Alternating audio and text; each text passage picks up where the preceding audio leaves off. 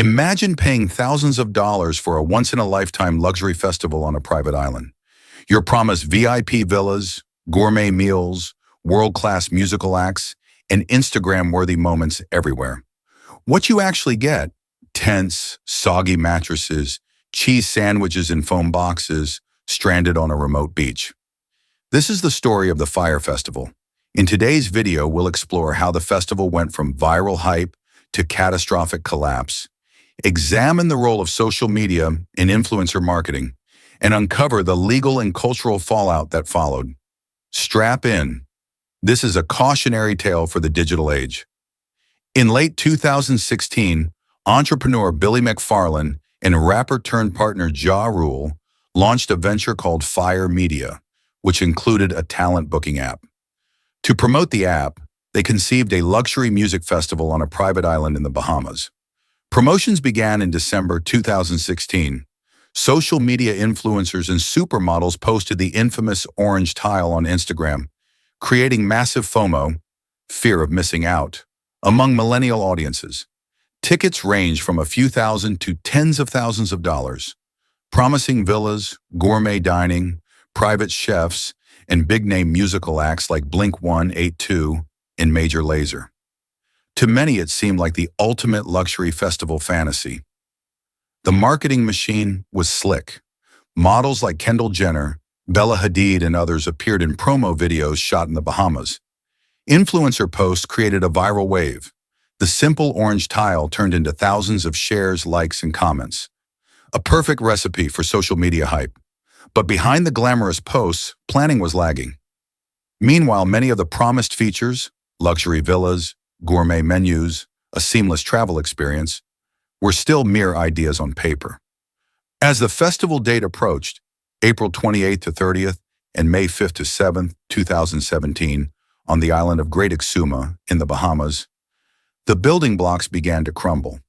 Problems included a location change from the originally advertised private island, Norman's Cay, once owned by a drug lord, to Great Exuma, signaling early logistical trouble.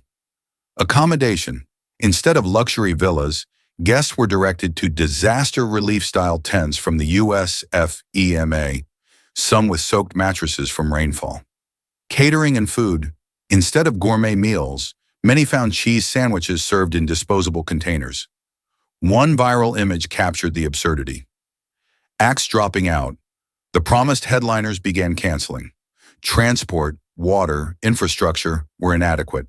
Many staff warned that the event was unworkable in the time and budget given. Even as the event was still weeks away, insiders were sounding alarms. But the public-facing campaign continued relentlessly. When April 2017 arrived, the illusion cracked spectacularly. Guests landed, were shuffled to a beachside restaurant lobby for hours, then taken to the main site where they found tents, mud, no running water, inadequate medical or security staff. One of the most shared images from that weekend, the cheese sandwich.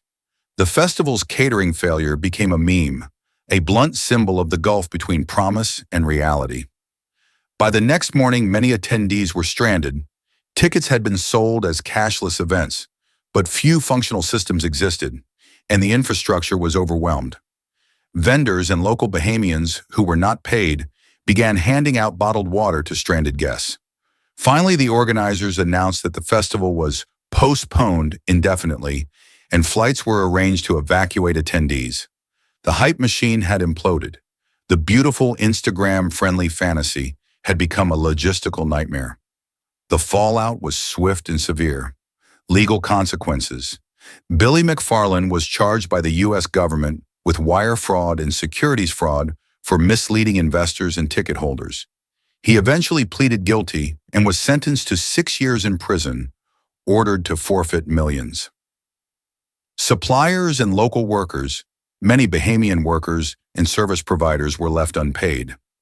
A crowdfunding effort was launched to help one catering company that had served the festival. Cultural phenomenon. The festival has become shorthand for marketing gone wrong, the dangers of influencer-driven hype, and the fragile boundary between luxury experience and logistical disaster.